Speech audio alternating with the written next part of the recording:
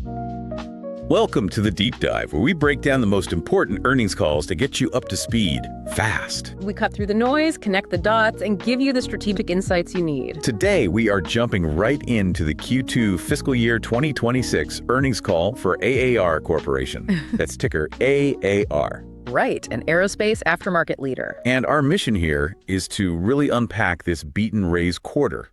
We need to understand the surprisingly strong growth, their big M&A moves, and how it all drove that really bullish reaction from the market. And that reaction was completely justified. I mean, this wasn't just a small beat. It was a clean, decisive outperformance. Okay, so let's start right there. Lay out the headline numbers for us. What made this quarter so strong? All right, let's look at the bottom line first. Adjusted EPS. It came in at $1.18. $1.18. And consensus was what, around $1.06? Exactly, $1.06. So that's a huge 11.3% beat.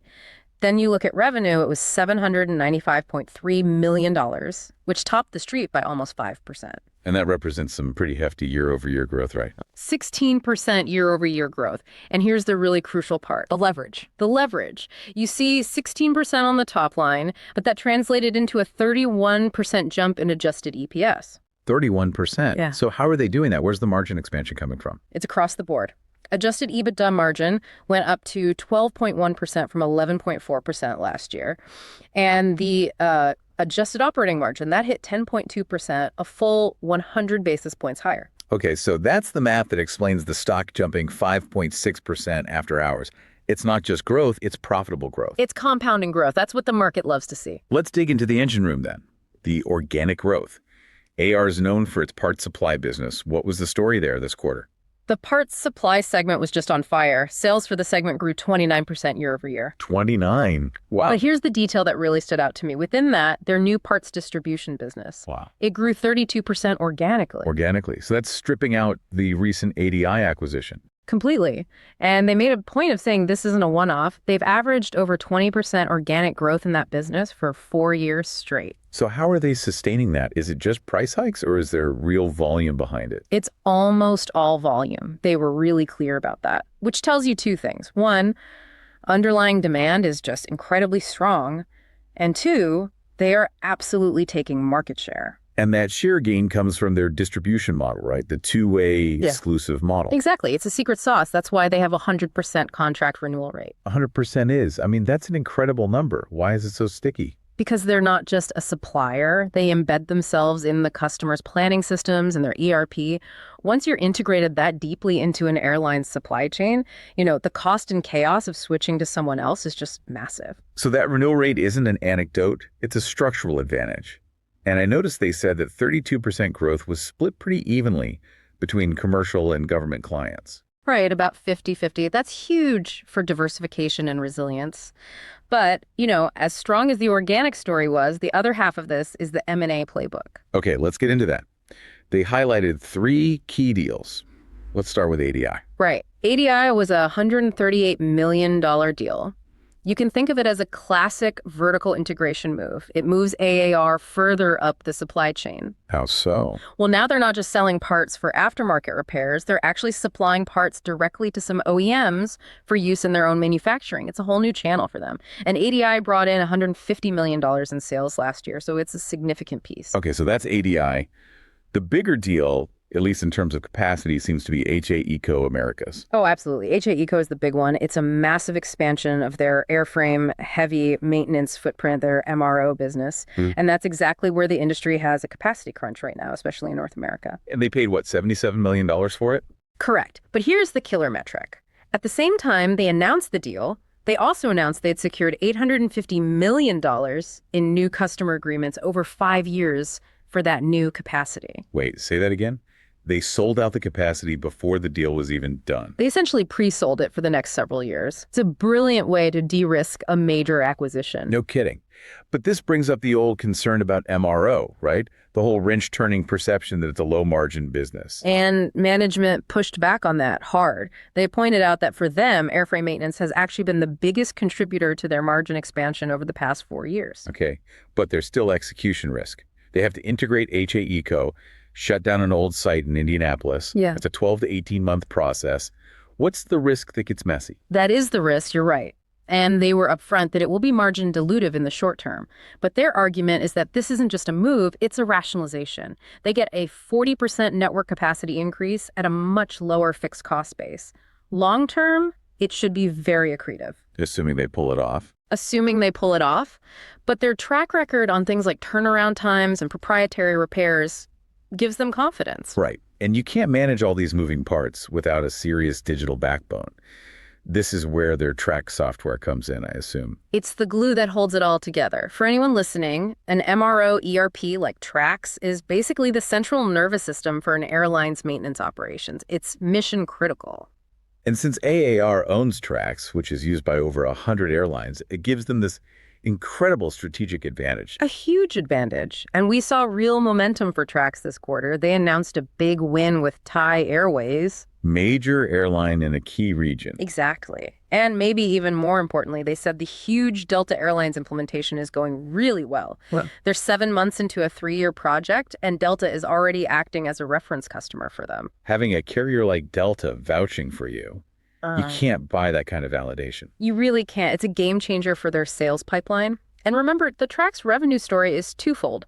It's new customers, but it's also upgrading their existing ones. Right, the upgrade cycle. Where are they on that? They said they're about 30 to 35% through the customer migrations they have lined up, with a target to get the bulk of it done by the end of 2028. So that's a very visible, recurring revenue stream for years to come. Okay, so you have parts, maintenance, and the software tying it all together. Which brings us to the last piece of the M&A puzzle. Aircraft Reconfig Technologies, or RT. Right, a $35 million deal that closes in Q4. This one is all about high-margin engineering. RT brings intellectual property, and this is key, a self-certification capability. For what exactly? For passenger aircraft interior modifications. Think about all the airlines refreshing cabins, adding premium economy seats. It's a huge high-growth market. So RT provides the engineering know-how and the regulatory approvals to streamline that work, which will then get done in the new HAECO maintenance bays. You nailed it. It creates a perfect end-to-end service. Okay, let's bring it all together then. Strong operations, smart M&A. What does the updated guidance look like? This was a beat and raise after all. Well, first, the balance sheet looks great. Net debt leverage is down to 2.49x, right in their target range. And they expect to be cash positive in Q3. So they have the financial firepower. They do, which is why they raised the full-year guidance. They now expect total sales growth to approach 17%. And more importantly, they bumped up the organic sales growth guidance to approach 11%. And what about margins for next quarter? I saw there was a slight sequential dip guided for Q3. Yeah, and they were very clear on this. The guide is for adjusted operating margin between 9.8% and 10.1%. Which is a slight step down. A slight step down, but they were adamant it is purely due to the temporary dilution from the HAECO integration. It's not organic weakness. They're still confident they'll punch through that 10% ceiling long term once the synergies kick in. And all of this is happening in a macro environment that couldn't be better for them. OEM delivery delays mean older planes are flying longer. It's the perfect tailwind. Yeah. More flight hours means more parts and more maintenance. It's a fantastic backdrop for their business. All right, this sets us up perfectly for our final segment, where we pitch an outrageous but plausible trade idea based on what we've heard. Okay, and before we do, the standard but very important reminder. This is purely for informational and analytical purposes. We are not investment advisors. This is not financial advice. Please do your own research. Disclaimer noted. Okay, so everyone is focused on that 12 to 18-month HAECO integration story.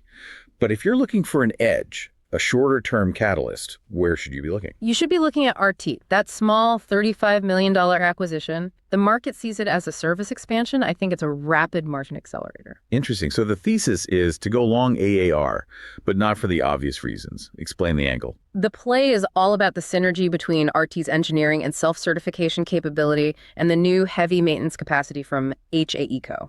Okay. The biggest bottleneck for these really lucrative, complex cabin retrofits isn't finding a hangar to do the work. It's the engineering approvals, the paperwork, getting the FAA to sign off. The regulatory red tape. Exactly. ART brings that entire process in-house. They can self-certify. This will dramatically speed up the turnaround time on the highest value projects that will flow into those HAECO bays. Which means they can do more high-margin work faster.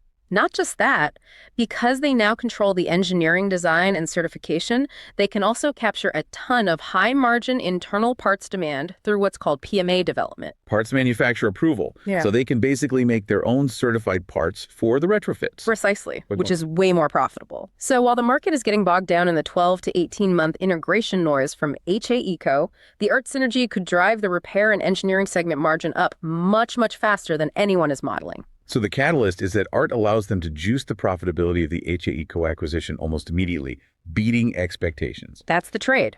The market is looking at a one-year timeline for synergies. I think ART brings a significant chunk of that forward into the next 2 or 3 quarters. A very compelling idea. So to wrap up our deep dive on AAR's Q2, a powerful operational quarter driven by incredible organic growth in parts, smart M&A that was de-risked from day one, and a confident guidance raise. And I think the big question we'll leave you with is this. When you combine their parts distribution, their specialized MRO and engineering, and that upstream Trax software platform, is AAR building a truly unique, defensible platform that fundamentally changes the margin profile of the aerospace aftermarket? Are they becoming structurally superior to all their peers? Something to definitely think about as this story plays out. Thanks for joining us on the deep dive. We'll be back next time to unpack another critical earnings call.